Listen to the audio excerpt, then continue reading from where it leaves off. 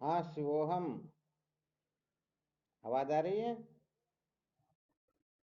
ठीक शिवोहम। क्या विषय चल रहा था अपना?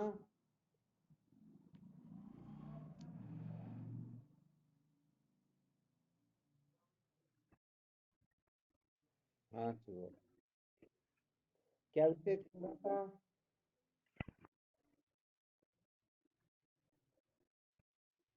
बहुत अच्छी बात है। संसार को बनाए रख कर सत्य का साक्षात्कार नहीं किया जा शिवोहम। तो क्या तात्पर्य हुआ इसका?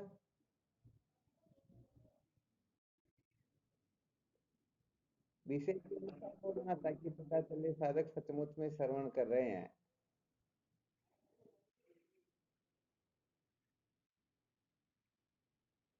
संसार किसका नाम है?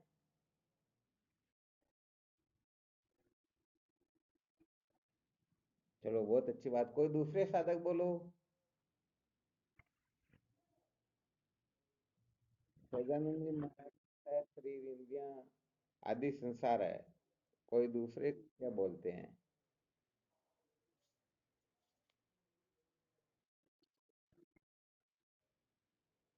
ठीक बात है। परिवर्तनशील है वह संसार। चलो कोई और साधक बोलो।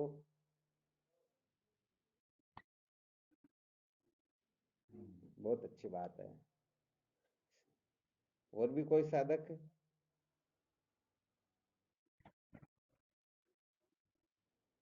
ठीक है।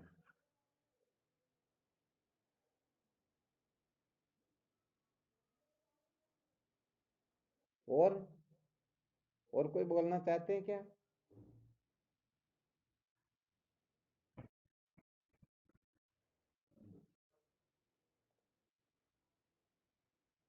चलो बहुत बहुत अच्छी बात है।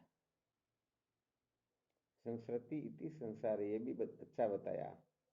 और किसी ने बताया जो स्वर्ग जाए उसे संसार कहते, ये भी ठीक बताया। और भी कोई साधक अपने अनुभव से कुछ बताना चाहते हो तो?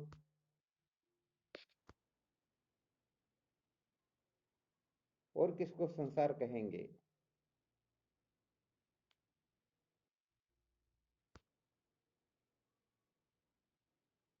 इतने साधकों ने अपना अपना अनुभव प्रकट किया। फिर भी यदि कोई साधक और चाहे कि संसार इसको कहते हैं, तो अपना अनुभव प्रकट कर सकते हैं।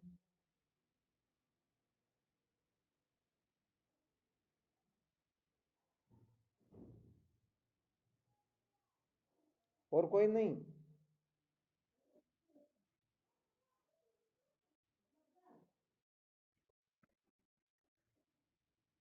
चलो बहुत अच्छी बात है। चित्त का नाम संसार है, किसी साधक ने बताया चित्त का नाम संसार है। और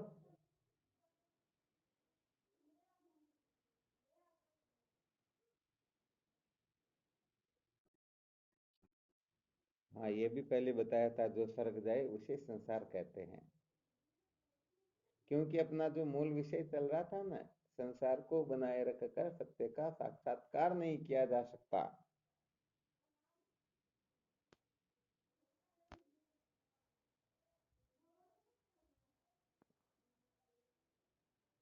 किसी साधक ने समस्त नाम रूप को संसार बताया, ये भी बहुत अच्छी बात है।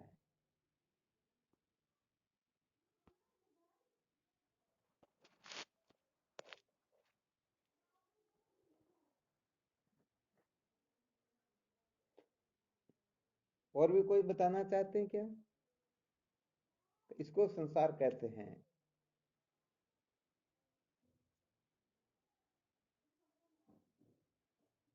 नहीं? चलो ठीक, अब इस पर थोड़ा विचार प्रस्तुत करते हैं।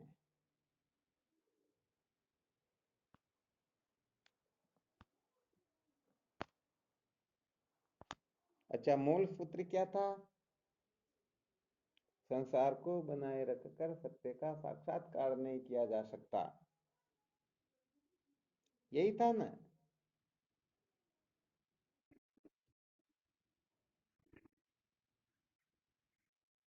तो देखो होता क्या है कि शास्त्रों में पढ़ करके हम संसार के स्वरूप के बारे में निर्धारण करते हैं कि इसका नाम संसार है। आ गया समझ में? परंतु जब संतों के सानिध्य में बैठ करके विचार करते हैं तो फिर दूसरी बात हो जाया करती है। तो वो कैसे होता, थोड़ा वो सिद्ध करके बता देते हैं। कहने का मतलब साधक जो है केवल शब्द ज्ञान में ही अटके हुए हैं, अथवा जिस प्रकार की कक्षा चल रही उस देश काल को देख करके विचार करते हैं, इसका भी थोड़ा अपने को अनुमान या इसका पता होना चाहिए। क्या बताया था?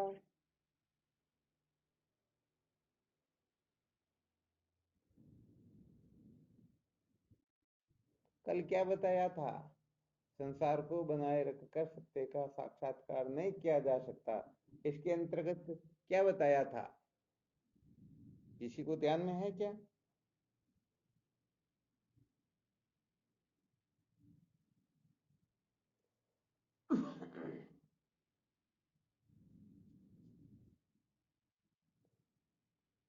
अरे भाई, सर्वप्रथम में यही तो बताया गया, केवल और केवल मात्र द्वितीय आत्मा परमार्थ है, उसके सिवाय जो कुछ भी है वो सारा का सारा, कहने का मतलब बंध्या पुत्र के समान है। अथवा जीव मात्र जो है जागने से लेकर के सोने तक, जन्म से लेकर के मृत्यु तक केवल और केवल मात्र उस सुख की ही कामना करते हैं जिस सुख को प्राप्त करने के पश्चात कुछ भी करना शेष नहीं रहता। अथवा ऐसा समझना चाहिए कि जीव मात्र जो है केवल और केवल मात्र मोक्ष की ही मांग करते हैं। कल ये सिद्ध किया या नहीं किया?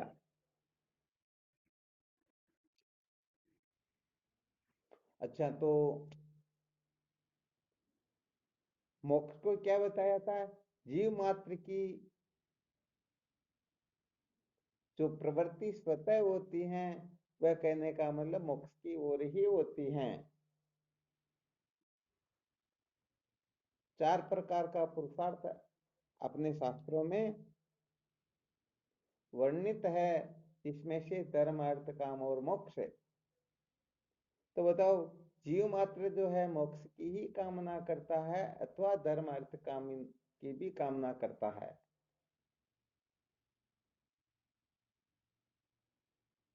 किसकी कामना करता मुख्य रूप से? तो फिर धर्म अर्थ की कामना नहीं करता क्या? हाँ, ये बात अब की बार कुछ विषय के अनुसार बोले, बहुत धन्यवाद है। कहने का मतलब धर्म अर्थ काम इनका जो संपादन किया जाता है, ये भी केवल और केवल मात्र मोक्ष सुख के लिए ही है। तो कल धर्म अर्थ काम को संसार बताया या नहीं बताया? कहने का मतलब इनका सम्यक प्रकाश से जब त्याग हो जाएगा, क्योंकि अविद्या की निवृत्ति को ही परमात्मा की प्राप्ति कहते हैं। ये भगवान सुरेश्वराचार्य जी महाराज वार्तिक में लिखते हैं, निवर्तिर आत्मा मोह से ज्ञातत्वेनोपलक्षित है। अविद्या की निवृत्ति को ही परमात्मा की प्राप्ति कहते हैं। अज्ञान की निवृत्ति का नाम ही जीवन की सार्थकता है। तो जीव मात्र जो है जागने से लेकर के सोने तक, जन्म से लेकर के मृत्यु तक सचमुच में तो चाहते हैं मोक्ष सुख को ही, परंतु उस सुख के लिए धर्म अर्थ काम के पीछे अनवरत लगे ही रहते हैं। लगे रहते हैं या नहीं रहते हैं? कोई चाहते कि धर्म का संपादन करे, इससे हमारा कल्याण हो जाएगा। कोई धन के द्वारा परमानंद को अनुभव करना चाहता है, तो कोई भोगों के द्वारा अमृत तत्व की सिद्धि चाहता है। परंतु बताओ, इनके द्वारा परम तत्व की सिद्धि हो सकती क्या? नहीं हो सकती न। तो इसीलिए कहा गया, आप लोगों ने जो भी संसार शब्द का रहस्य जो बताया, अर्थ जो बताया, बिल्कुल 100% ठीक, किसी ने गलत नहीं बताया। परंतु जब विषय चलता है तब ये देखना होता है कि इस समय किसका प्रतिपादन करने जा रहे हैं, तो उसको ही संसार बताना होगा। अब विषय तो क्या चल रहा है और अपन कल्पना क्या कर रहे हैं, बताओ गड़बड़ होगी या नहीं होगी? हाँ, इसीलिए कहने का मतलब, जब शास्त्रोक्त रीति से अध्ययन चलता है उस समय शब्दों के जाल में नहीं फंसना होता है। वास्तव में हमको जिससे छूटना है उसका नाम संसार है, क्योंकि संसार को छोड़ देने के पश्चात फिर परमात्मा की प्राप्ति के लिए कोई प्रयत्न नहीं करना होता। ऋषि को जान लेने के पश्चात बताओ सर्प की निवृत्ति के लिए कुछ प्रयत्न करेंगे क्या? तो यहाँ पर सर्प की निवृत्ति ही रज्जु का साक्षात्कार है या नहीं है? तो कुल मिलाकर के यहाँ पर साधकों के लिए केवल और केवल विचारणीय है तो धर्म अर्थ काम इन तीन का ही मुख्य रूप से विचार करना है, क्योंकि इसी को इस समय हमें संसार समझना है। धर्म अर्थ काम को हम दूसरे रूप में कह सकते हैं कर्म धन व भोग। ध्यान रखना अच्छी तरह से। तो कर्म धन भोग ये तीनों ही जीव मात्र को संसार अरण्य में भटकाने के लिए महत्वपूर्ण रोल अदा करते हैं। तो जब तक कर्म धन भोग के बंधन से ठीक ठीक प्रकार से छुटकारा प्राप्त न हो जाए तब तक कहने का मतलब कोई जीव कृतार्थ हो सकता नहीं।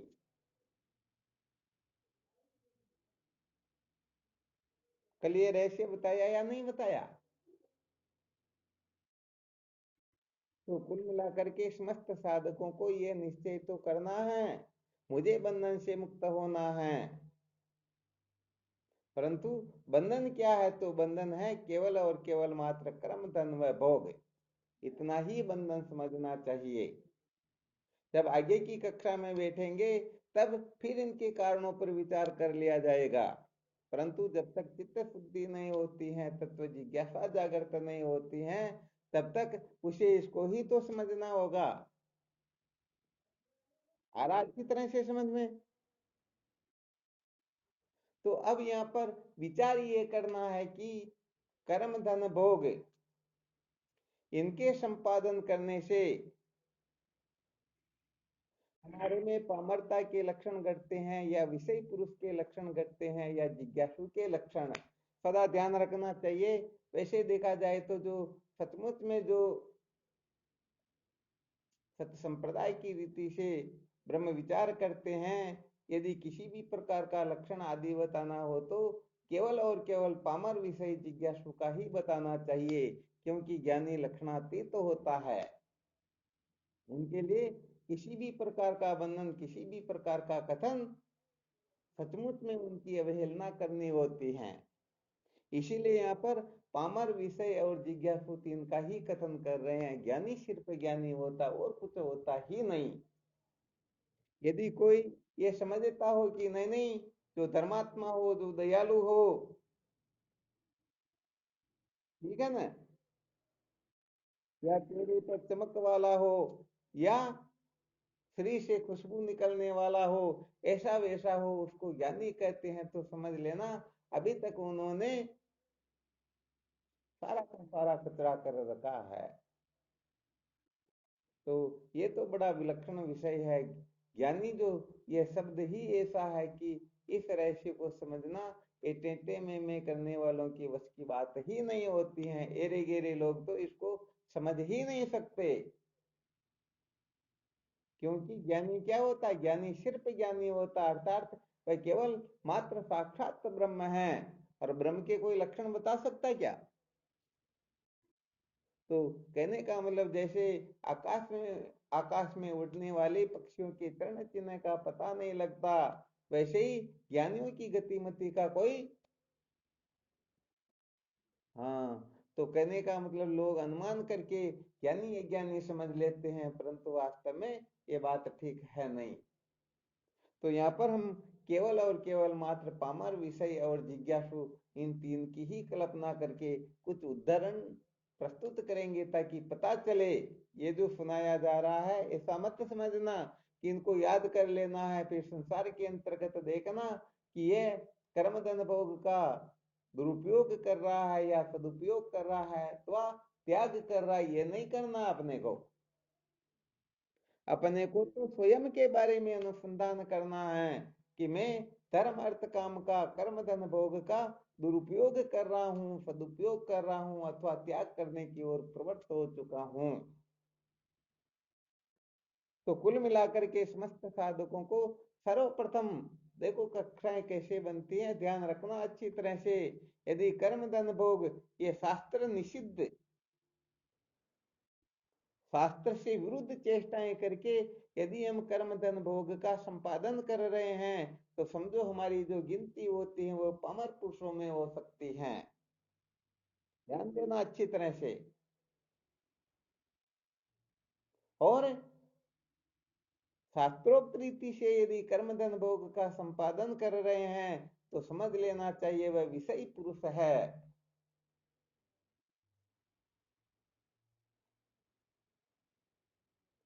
और न तो शास्त्र निषिद्ध न शास्त्र विहित, इन दोनों की उपेक्षा करके कर्म धन भोग को महत्व न दे करके इनके त्याग को महत्व देने वाला हो अथवा इनमें अल्पता देखते हुए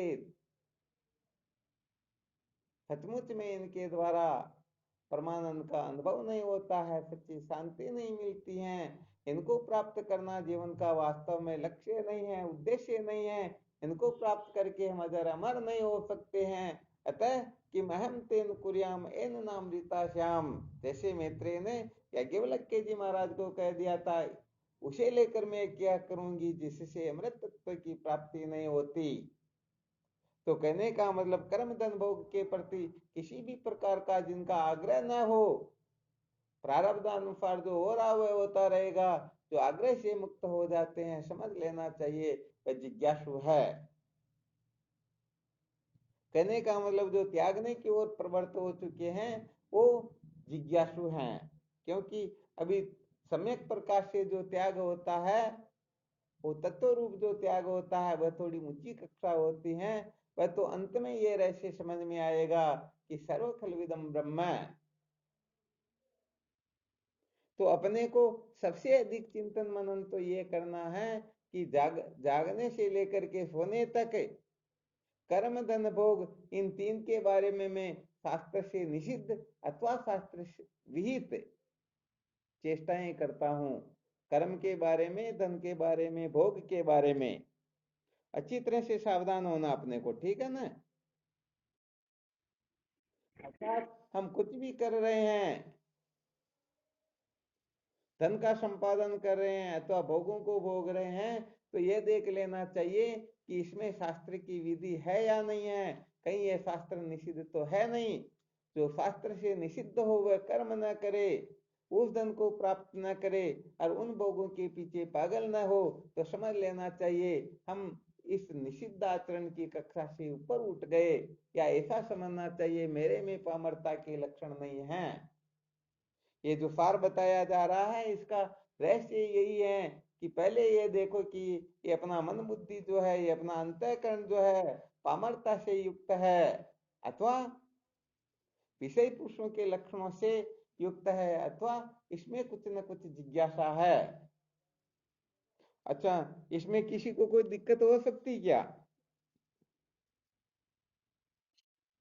बिल्कुल नहीं हो सकती। कुल मिलाकर के चिंता नहीं करना, भले ही पामरता के लक्षण हो तो भी चिंता करने की आवश्यकता नहीं है। यहाँ पर तो भगवान कहते हैं चौथे अध्याय के 33वें श्लोक में, इस संसार में जितने पाप हो रहे हैं उतना पाप तो अकेला करने वाला है, फिर भी इस ज्ञान रूपी नौका पर बैठ करके तू समस्त बंधनों से मुक्त हो जाएगा। तो ये छोटी मोटी बातों का कोई विशेष महत्व नहीं है।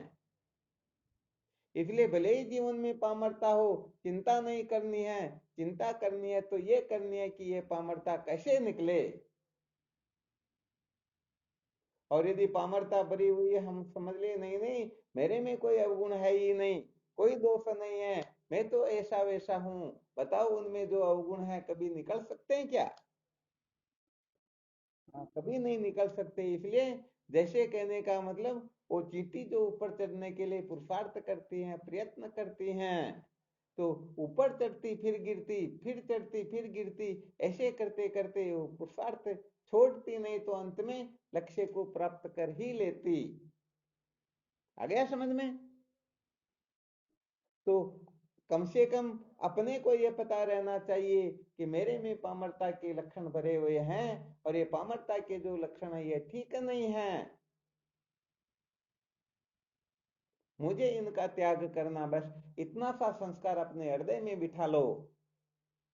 अरे वैसे देखा जाए तो अनादिकाल की जो वासनाएं होती हैं, ये पता नहीं कहाँ क्या करवा देती, इसलिए ज्यादा चिंता भी नहीं करना है, और इनको इतना महत्व भी नहीं देना है कि हम इनके पीछे पागल होकर के अपने जीवन को बर्बाद कर दें।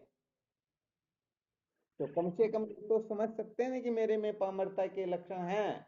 कर्म के अंतर्गत में शास्त्र निषिद्ध, धन के अंतर्गत, भोगों के अंतर्गत शास्त्र से विरुद्ध चलता हूं, ये तो अनुभव हो सकता है ना। तो बस हो सकता है तो केवल इतना ही चिंतन करो कि मैं कर्म धन भोग अर्थात धर्म अर्थ काम के संपादन में शास्त्र निषिद्ध, शास्त्र से विरुद्ध चेष्टाओं को महत्व देता हूँ, या शास्त्र से विरुद्ध चेष्टाओं को महत्व देता हूँ। तो सबसे पहले ये बात अच्छी तरह से अपने को ध्यान में ले लेनी है। सर्वप्रथम शास्त्र विहित कर्मों में आसक्त हो करके, ध्यान देना अच्छी तरह से, क्योंकि निषिद्ध कर्मों का त्याग करने के लिए विहित कर्मों में आसक्त होना होगा, उनको महत्व देना होगा, तभी निषिद्ध का त्याग हो सकता है, वरना निषिद्ध का कभी त्याग हो सकता ही नहीं। तो भले अपने को समझ लो, बस मुझे शास्त्र से विरुद्ध करना नहीं है, शास्त्र की मर्यादा में रह करके ही कर्म धन भोग का संपादन करना है, धर्म अर्थ काम को संपादन करना है। यदि ऐसी निष्ठा जीवन में जागृत हो जाएगी, तो सच्ची बात यह है कि जितना भी निषिद्ध है वो धीरे धीरे धीरे धीरे शांत होने लग जाएगा। और जब ये शांत होने लगेगा, हो ये बुद्धि जब परम सयानी, हित अनहित चितवे तब प्राणी। अरे भाई, जब कहने का मतलब ये अनादिकाल के शास्त्र से विरुद्ध भोगों की ओर जो प्रवृत्ति है ये शांत होने लगती है, तो सच्ची बात है फिर धीरे धीरे ये चित्त शुद्ध होने लगता है।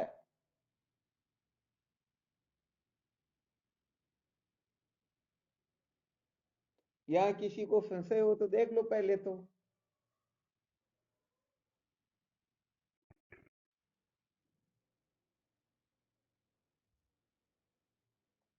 अभी संपादन करने का विषय चल रहा है, फिर इनको काम में लेंगे तभी पामर विषय जिज्ञासु की कक्षा बनाएंगे। अभी इनका संपादन करना है, तो धर्म के क्षेत्र में हम शास्त्र विरुद्ध चेष्टा करके धर्मात्मा बनना चाहते हैं, या विरुद्ध, धन के मामले में भी और भोगों के मामले में भी।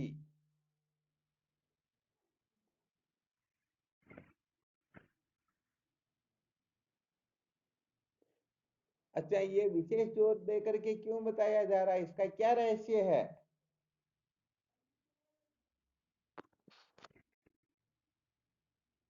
देखते हैं कौन साधक सचमुच में एकाग्रवर्ती वाला है।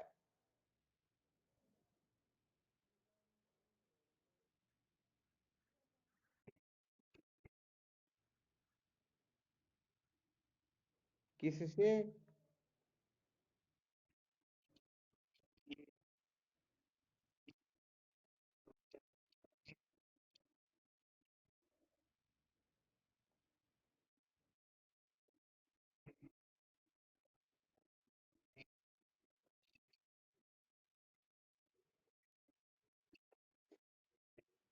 अच्छा, यहाँ पर चलो बहुत अच्छा बताया, फिर भी विचार करके देखे तो बंधन का मूल कारण तो अज्ञान है ना।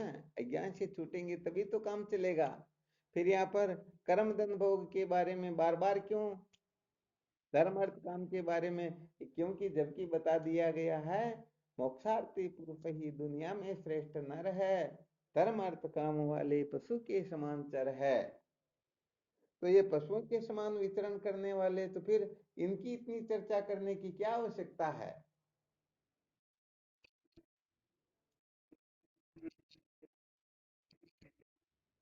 चलो, बहुत बहुत धन्यवाद, बहुत अच्छी बात। और कोई दूसरे साधक बोल के देखो। बहुत अच्छा बताया। हाँ शिवोहम। बहुत बहुत धन्यवाद, बहुत उत्तम बात बताई। और भी कोई साधक। हाँ शिव।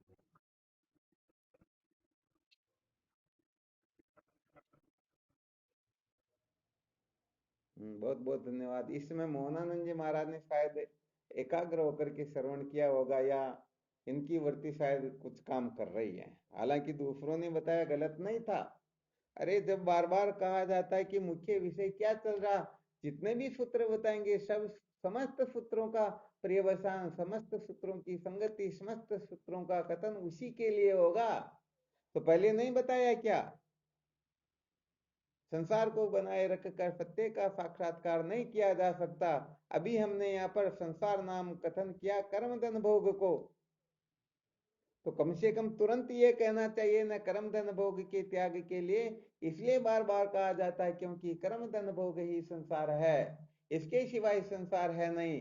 तो इस समय जो कक्षा चल रही है, उस कक्षा में जो कर्म धन भोग के बारे में चर्चा की जा रही है, उनको जो संसार बताया जा रहा है, तो इस जगह पर यही संसार है। जब इनका त्याग कर देंगे तो आगे फिर देखेंगे, यदि कोई और संसार आगे आकर के खड़ा होगा तो उसमें उसी का विचार किया जाएगा। बहुत होड़े भाई, क्या करें हम। चलो फिर भी धन्यवाद, बहुत ध्यान दे करके सुन रहे हो। परंतु कहने का मतलब अलर्ट ऐसे होना चाहिए, जैसे सीमा पर खड़े होते हैं ना वैसे।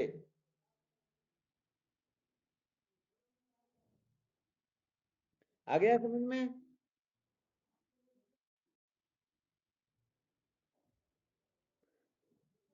जितने भी सूत्र बताए जाते हैं ना, तो सदा ध्यान रखना चाहिए कि इसमें क्या विषय चल रहा है। उस समय कभी हम इस संसार का अर्थ करेंगे केवल मात्र मन, कभी चित्त करते या नहीं करते हैं, उसमें फिर चित्त का ही कथन करना होता है। और इस समय संसार नाम कथन कर रहे हैं कर्म धन भोग को, धर्म अर्थ काम को, क्योंकि ये भी तो संसार ही है। धर्म से क्या मिलता है, स्वर्ग आदि लोक ही तो मिलते हैं। तो संसार हुआ या नहीं हुआ। हाँ, इसलिए अपनी वृत्ति को इतनी एकाग्र करो, इतनी सूक्ष्म करो, इतनी अंतर्मुख करो कि क्या कहना चाहते हैं, नहीं कहे उससे पहले समझ जाए कि अब क्या शब्द निकलने वाला है। ये जो किताबें पढ़ करके रट करके बोलते हैं ना, वो तो सबको पता होता है उस किताब में ये सूत्र लिखा हुआ, तो इसके आगे ये बोलेंगे। परंतु जो अनुभवी होता है उनको पता चल जाता है। पता चलता है या नहीं चलता। हाँ, तो कुल मिलाकर के अलर्ट रहो भाई, बहुत अच्छा रहेगा। जितने अलर्ट रहोगे उतनी बात अधिक समझ में आएगी। तो यहाँ पर ऐसा मत समझ लेना क्योंकि अपने ग्रुप में बड़े बड़े वेदांत के महात्मा भी है, तो यह ऐसा मत समझ लेना कि कर्म धन भोग को संसार बताया जा रहा है, जबकि सचमुच में ये संसार है नहीं, सचमुच में संसार कुछ और होता है। तो यहाँ पर जैसे कहते हैं ना, दूध पीते हुए बच्चे के अनुसार ही माता पिता व्यवहार करते हैं। तो इस समय जो सुनाया जा रहा है, अभी अपने को जो प्रतिबंध दिखाई दे रहा है, उस प्रतिबंध से मुक्त होने के लिए, क्योंकि ये शास्त्रों की पद्धति है, जिस वस्तु को प्राप्त करना हो उसकी स्तुति की जाती है, जिस वस्तु से छूटना हो उसकी निंदा की जाती है। शायद ये रहस्य आप लोगों को पता होगा। इसलिए जो जिम्मेदार महापुरुष होते हैं, वो कहने का मतलब बीच में टांग नहीं लगा देते कि नहीं नहीं, कौन से शास्त्र में ऐसा लिखा, कौन से शास्त्र में ऐसा लिखा, ऐसी बातें वो करके समय को बर्बाद नहीं करते हैं। क्योंकि अरे जो ब्रह्मवेता महात्मा होते वो स्वयं शास्त्र होते, स्वयं वेद होते हैं, स्वयं ही श्रुति माता होते, उनसे बिन कुछ होता है क्या।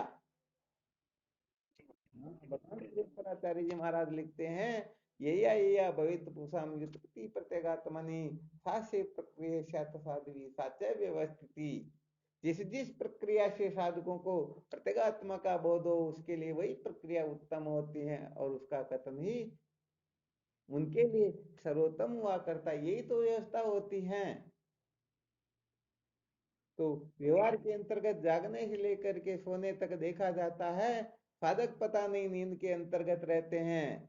जैसे संसार के अंतर्गत ये पामर पुरुष विचरण करते हैं, वैसे ही खाते पीते बोलते चलते उड़ते बैठते उनको पता ही नहीं किस समय कैसे व्यवहार करना चाहिए, कैसे रहना चाहिए। इसीलिए तो सर्वप्रथम आहार और व्यवहार इन दोनों की शुद्धि करवाई जाती है।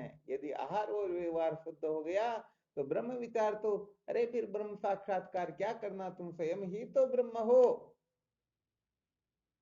तो कर्म धन भोग से छुटकारा प्राप्त करने के बाद में फिर किसी से छूटना या कुछ शेष रहेगा क्या? ये तीन ही बंधन है। फिर ये तीन जिससे होते वह ज्ञान तो वास्तव में है ही नहीं।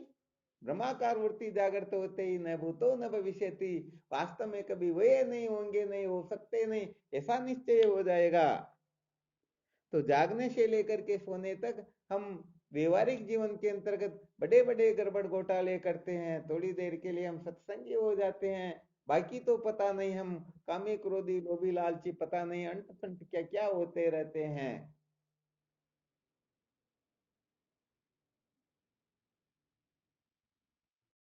तो ये बिगाड़ा जिस जगह पर हो रहा बस उसी का स्वाध्याय करवाया जा रहा है, वरना आत्मा ब्रह्म में तो कोई बिगाड़ा हुआ ही नहीं, कोई गड़बड़ है ही नहीं। उनको कोई दो कर सकते ही नहीं, वो तो एक दो की भी उसमें कल्पना होती है। इसीलिए तो अवधूत दत्तात्रेय जी महाराज लिख देते हैं, अद्वैतम की चिद इच्छन्ति द्वैत मिच्छन्ति चापरे समम तत्व विन्दति द्वैताद्वैत विवर्जितम। चलो इसका रहस्य फिर आगे देखेंगे। अभी अपने को अध्यारोप कक्षा में सत्संग चल रही तो अभी अपवाद नहीं करेंगे। तो चलो समस्त साधक इस जगह पर अच्छी तरह से किसी दूसरे के बारे में नहीं बल्कि अपने स्वयं के बारे में ये निश्चय कर सकते हैं या नहीं कर सकते, विचार कर सकते हैं या नहीं कर सकते हैं कि भाई मैं कर्म धन भोग का निश्चित रूप से अथवा विहित रूप से संपादन कर रहा हूं, इतनी जानकारी तो कर सकते हैं ना। वह तो बिल्कुल कर सकते हैं। तो इसके लिए एक अच्छी तरह से सूची तैयार करो और फिर उस सूची के अनुसार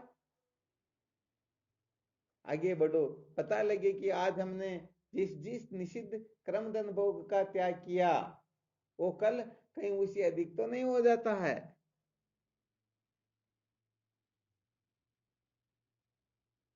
यहाँ पर कर्म किसको कहते हैं?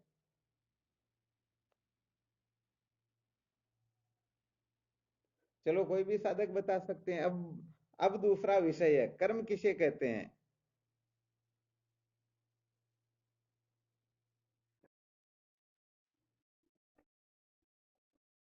पूरा नहीं हुआ।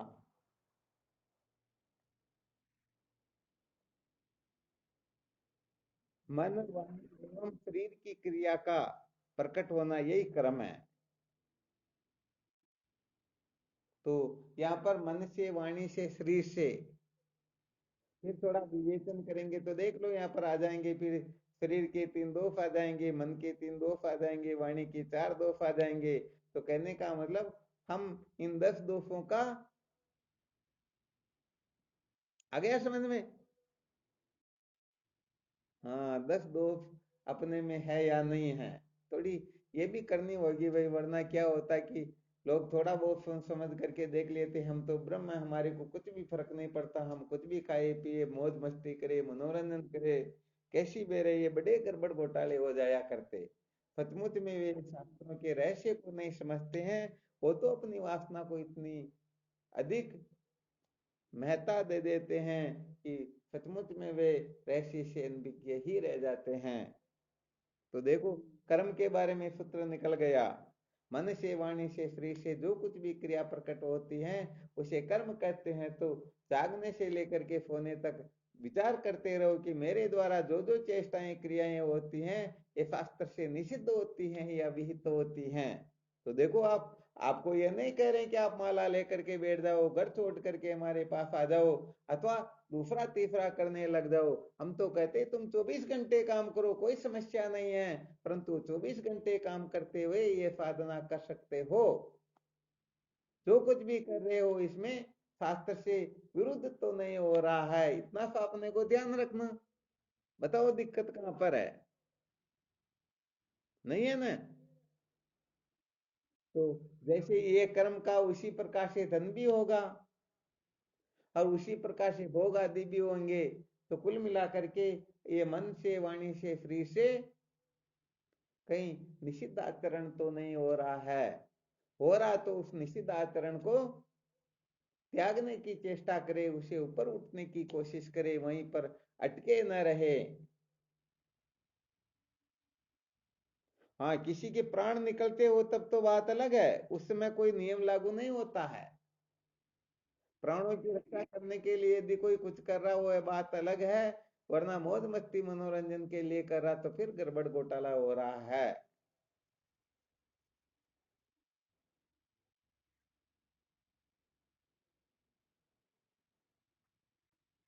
तो शायद आप लोग इस बात को अच्छी तरह से समझ गए होंगे कि कर्म धन भोग के मामले में हम पामर है या विषयी है या जिज्ञासु है। यदि पामर हो तो उसे ऊपर उठने की कोशिश करो, विषयी बनो। और विषयी है तो उसे ऊपर उठने की कोशिश करो, जिज्ञासु बनो। और जिज्ञासु हो गए तो फिर तो क्या कहने की बात है। समझो, उनका जीवन तो निश्चित रूप से धन्य हो गया। जिज्ञासु को बांधने की सामर्थ्य तो किसी में है ही नहीं।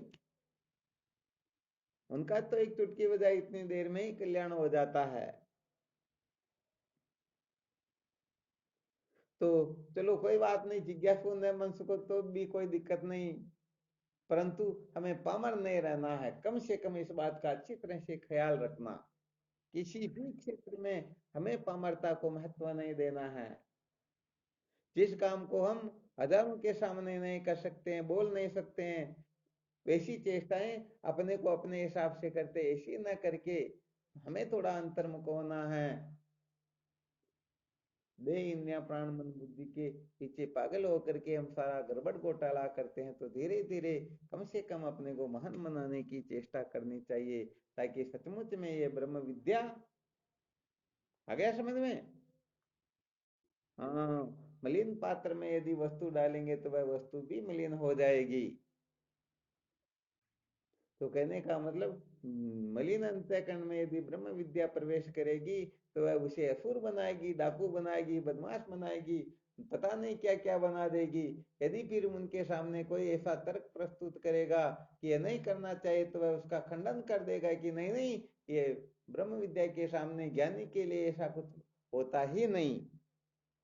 तो आगे जाकर के गड़बड़ी ना करे, क्योंकि आपको एक ऐसा पद मिलने वाला है आगे जाकर के, जिस पद के सामने बाकी के सारे पद फीके होते हैं। जैसे सुग्रीव को दिया ना पद, तो सुग्रीव पद प्राप्त करके भोगी हो गया या नहीं हुआ? भगवान के वचनों की परवाह की क्या?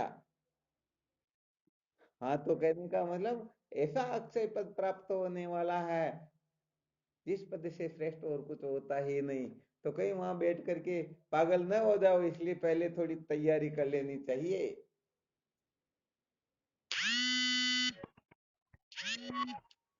तो चलो इस जगह पर चिंतन मनन करना, विचार करना,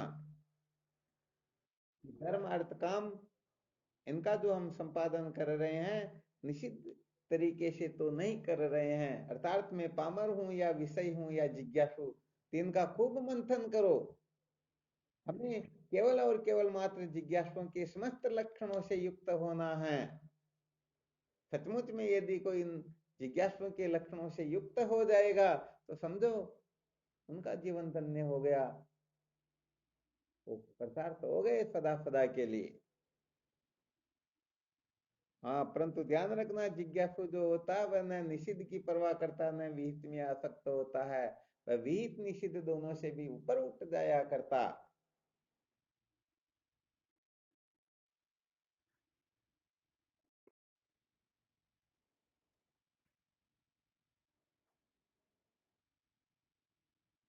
चलो इसमें कोई शंका हो तो बोलो।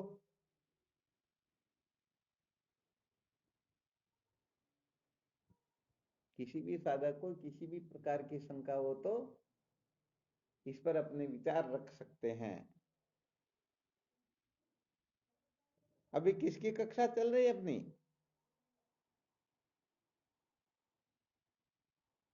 तत्व जिज्ञासा कैसे जागृत होती? तत्व जिज्ञासा भूयो न दुखम, ये विषय नहीं चल रहा था क्या कुछ समय से? हाँ, बिना तत्व जिज्ञासा के सारा का सारा गुड़ गोबर हो जाता है। तो तत्व जिज्ञासा से ही समस्त दुखों की निवृत्ति होती है। तो हम केवल मात्र पामरता या विषयता में ही अटके न रह जाए। शास्त्र के विधि निषेध जितने भी हैं, इनमें बंधे हुए जीव ही पराधीन होते हैं। वो स्वतंत्र होते हैं, वो गुलाम होते हैं, वे वह विधि किंकर होते हैं। तो जब तक गुलामी की जंजीरों से हम बंधे रहेंगे, तब तक परम स्वातंत्र्य पद का अनुभव होगा नहीं। इसलिए इनकी असलियत को जान करके इनसे ऊपर उठना चाहिए। समझो, जिनको चक्रवर्ती सम्राट का पद मिला हुआ हो, वह चपरासी बनने की कोशिश करेगा क्या? अरे कभी नहीं कर सकता है।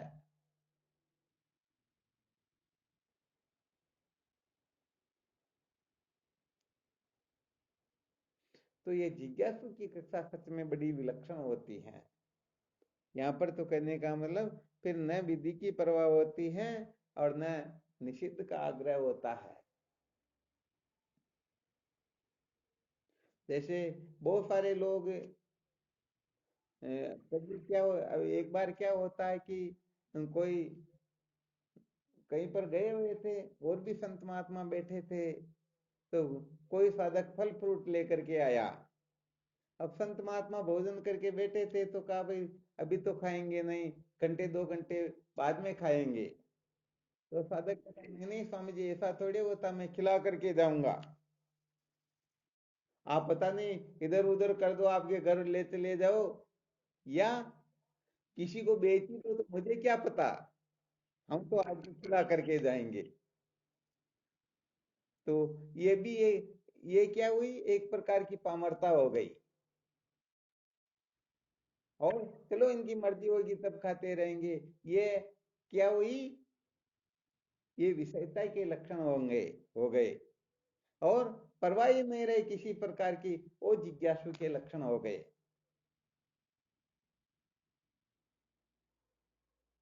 तो जिज्ञासु जो होता न, वह निषिद्ध की और न विहित की परवाह करता, वह उसको किसी से लेना देना नहीं। संसार चाहे निषिद्ध आचरण करे चाहे विहित आचरण करे, उनकी दृष्टि में तो उनके लक्ष्य के सिवाय उसे कुछ दिखता ही नहीं। हाँ, तो ये कहने का मतलब जब जिज्ञासा जागृत होने लगेगी, तब कहने का मतलब ऐसी स्थिति जागृत होने लगेगी, फिर ऐसी ऐसी अनुभूति उनको होने लगेगी।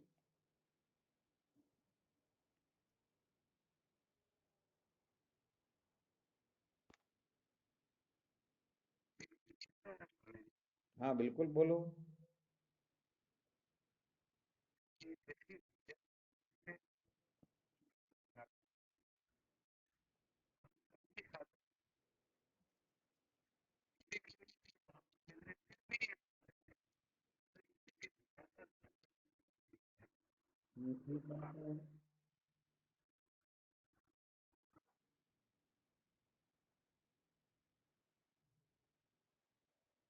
आगे बस ये कुल मिलाकर के विहित और निषिद्ध का जो आग्रह है ना, कर्म धन भोग का जो आग्रह है, ये आग्रह ही अपने को ऊपर नहीं उठने देता। इसी का नाम संसार है।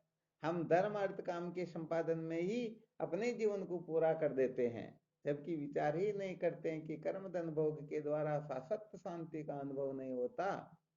सचमुच में इनके द्वारा विद्या के बंधन से छुटकारा नहीं होता। तो कर्म धन भोग का, धर्म अर्थ काम का हम ठीक प्रकार से सदुपयोग करके फिर इनसे ऊपर की जो कक्षा है उसको महत्व दे, तब जाकर के ये जीव सदा सदा के लिए निर्भय हो सकता है।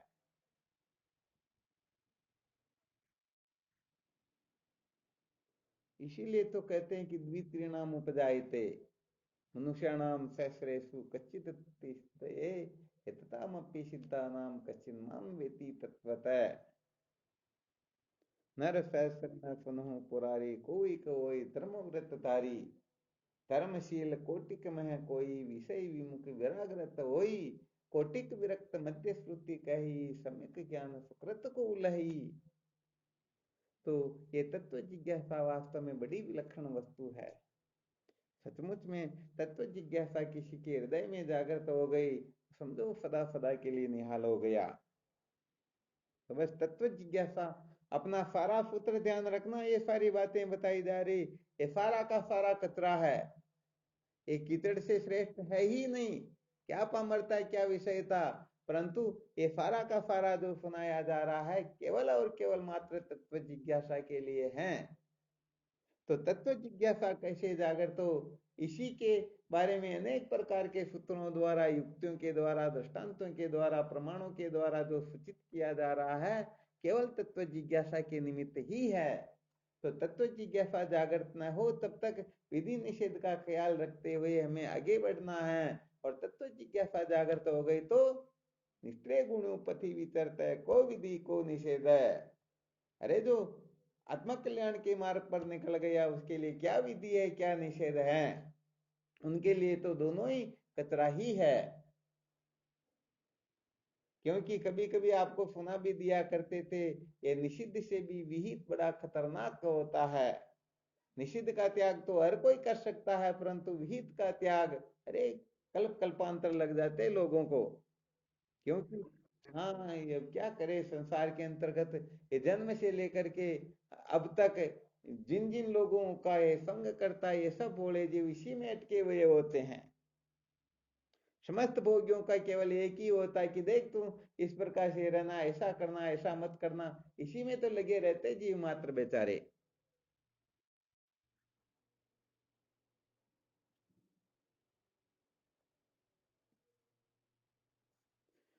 छोटे बच्चे को यदि उपदेश दो कि माता पिता को हमेशा प्रणाम किया कर, तो माता पिता कहने का मतलब फट न जाए ऐसी स्थिति में आ जाते हैं।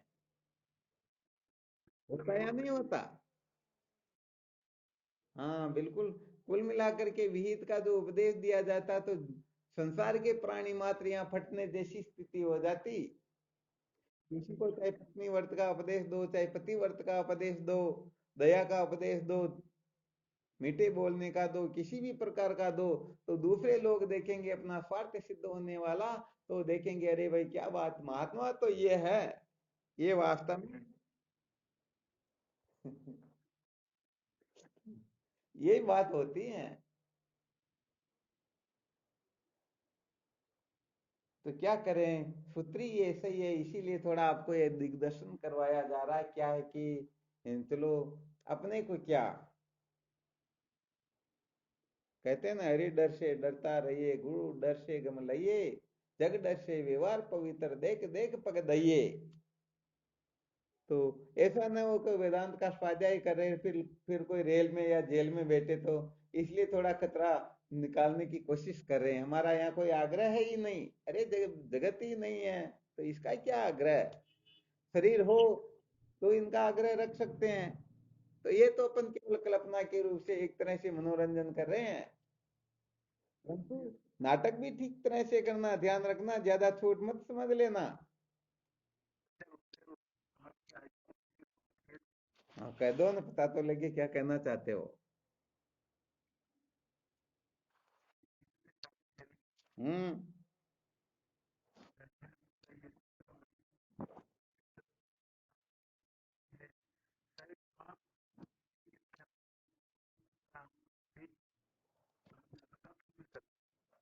हाँ ये तो सबका पुण्य होता है, ऐसी कोई बात नहीं। क्योंकि अम, जहाँ पर प्रकाश की आवश्यकता होती वहां प्रकृति प्रकाश की किरण पहुंचा ही देती है।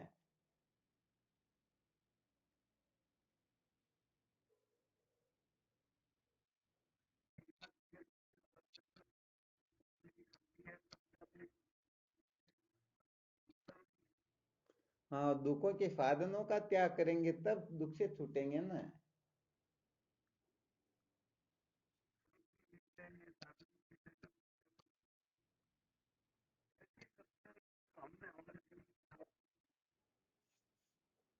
चलो, बहुत धन्यवाद, बढ़िया, बहुत अच्छी बात है।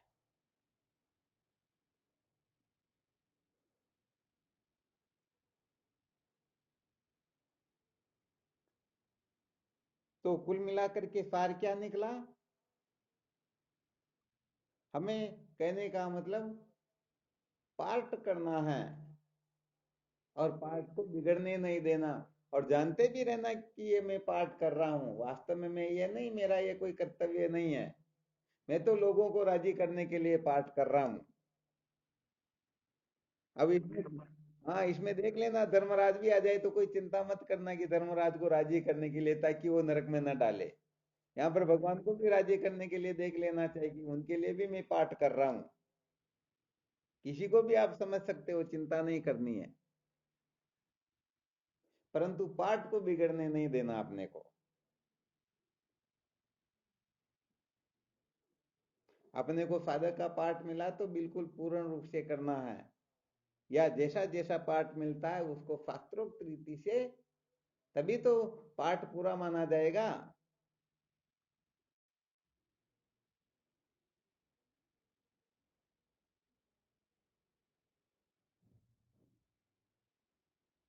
जैसे मैं मनुष्य हूँ, ऐसा यदि किसी को निश्चय हो जाए तो बताओ, वह मनुष्य के लक्षणों से युक्त पाठ ही करेगा या जानवरों के लक्षणों से युक्त पाठ करेगा? हाँ, बिल्कुल सही। हाँ, ठीक है, किसी को रावण का पाठ मिल गया हो तो रावण का पाठ करेगा, परंतु फिर भी वह जानता है कि मैं ये नहीं हूँ। तो ऐसे ही आप मनुष्य का पाठ करो, साधक का पाठ करो, जिज्ञासु का पाठ करो, ज्ञानी का पाठ करो, आपकी इच्छा हो जो पाठ करो, आप में जितनी कैपेसिटी उस दृष्टिकोण से करो। परंतु पाठ में किसी प्रकार का छल कपट गड़बड़ घोटाला हो ही नहीं।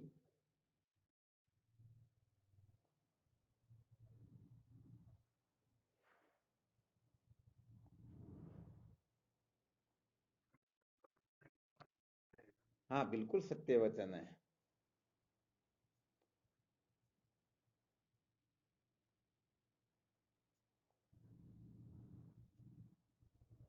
क्या होता है कि प्राय जब भ्रमण करते हैं, संसार को देखते हैं, साधकों को, बड़े बड़े अपने को ज्ञानी कहलाने वाले को देखते हैं, तो पता चलता है कि ये थोड़ी देर के लिए तो बातें आकाश पाताल की कर लेते, परंतु गड़बड़ घोटाला जीवन में वो का वो भरा हुआ, संसार के प्रति अनंत प्रकार के आग्रह, दुराग्रह, उनके प्रति आसक्ति, अहमता ममता, पता नहीं क्या क्या भरा रहता है।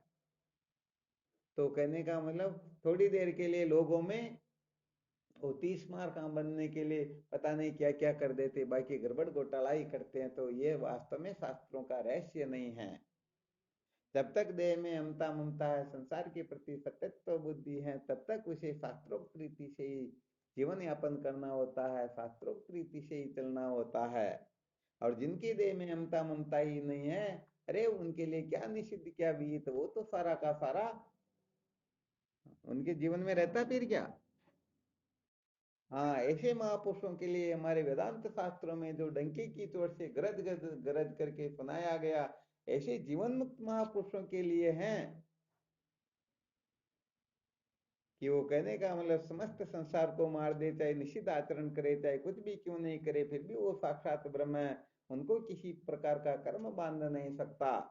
तो बेचारे देह आदि नातम पदार्थों में, भोग पदार्थों के पीछे पागल होकर के रो रहे हैं, दुखी हो रहे हैं, तड़प रहे हैं। वही कहे कि मैं कुछ भी करूं, मेरे को क्या फर्क पड़ता। ये बड़ा गड़बड़ घोटाला होता है। सचमुच में महापुरुषों से उन्होंने विद्या प्राप्त नहीं की, शास्त्रों के रहस्य को उन्होंने समझा नहीं। हाँ, तो ये तीव्रतर प्रारब्ध से यदि कुछ हो जाता है तो परवाह करने की आवश्यकता नहीं होती है। परंतु मौज मस्ती मनोरंजन के लिए यदि हम चाहे कि नहीं नहीं ऐसे वैसे करे, हम ज्ञानी, हमारे को क्या फर्क पड़ता है, तो भाई ऐसे गड़बड़ घोटाला काम यहाँ देगा नहीं। यहाँ इस प्रकार की बात चलने वाली है नहीं।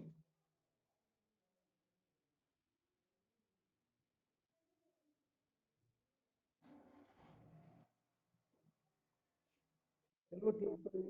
कल विचार करते हैं कर्म धन भोग के बारे में, और आज इनके संपादन करने में विचार किया, कल इस कर्म धन भोग को हम काम में लेते हैं तो शास्त्रोक्त रीति से लेते हैं या शास्त्र से विरुद्ध। कहने का मतलब इस मामले में हम पामर है या विषय है।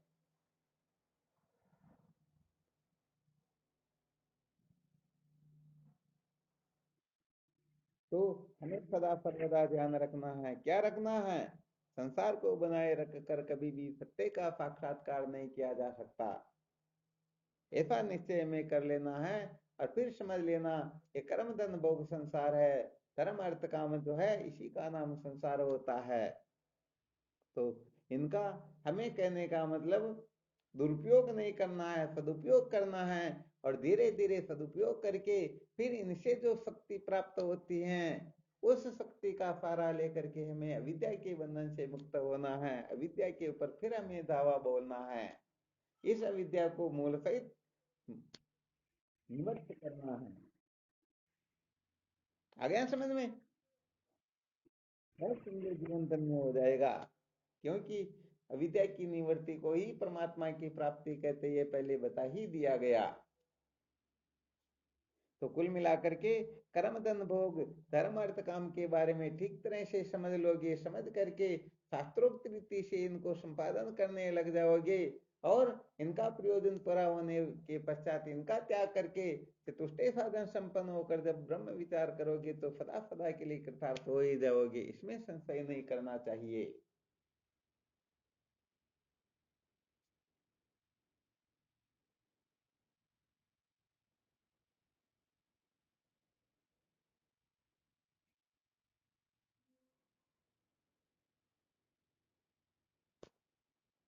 चलो किसी को और कोई शंका हो तो देख लो।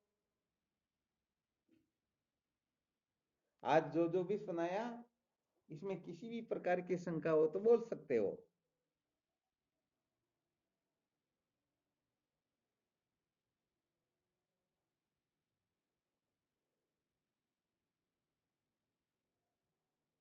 तो इसके बारे में आज जो भी सुनाया उसका सार बता देते हैं। कर्म धन भोग के बारे में हम पामरता के लक्षणों वाले हैं या विषयता के लक्षण वाले हैं, अर्थात हम पामर पुरुष की गिनती में आते हैं या विषयी पुरुष की गिनती में आते हैं, ये हमें देखना है।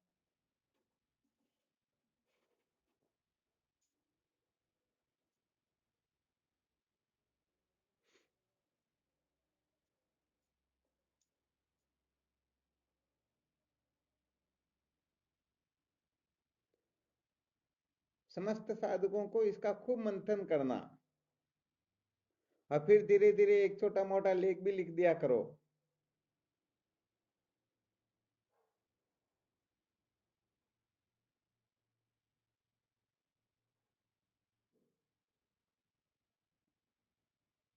क्योंकि आत्म कल्याण के लिए हम स्वयं पुरुषार्थ नहीं करेंगे तो अपने लिए कोई दूसरा करने वाला है ही नहीं। विवेक चूड़ामणि में स्पष्ट वर्णन है या नहीं है?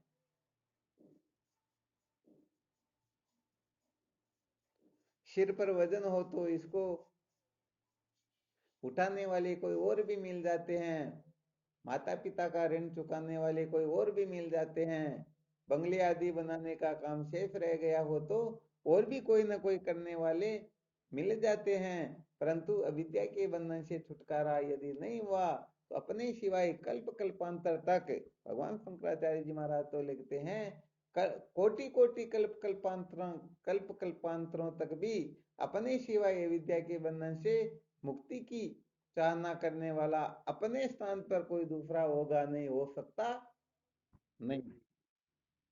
हाँ, तो ये अच्छी तरह से जानते हैं कि भूख लगती है तो भोजन अपने को करना होता है, मल मूत्र का त्याग अपने को करना होता है, बीमारी हो रही है तो दवा सेवन अपने को करनी होती है, अपनी जगह पर कोई दूसरे करने वाले है नहीं। इसलिए मानव जीवन बहुत मुश्किल से मिला हुआ है। तो कहीं ये दुर्लभ मानव जीवन व्यर्थ न चला जाए, सदा सर्वदा इसी का चिंतन करना चाहिए, विचार करते रहना चाहिए, कहीं ये जीवन व्यर्थ तो नहीं जा रहा है। आ गया समझ में? बस समझो जीवन धन्य हो जाएगा। बोलो सच्चिदानंद गुरुदेव की।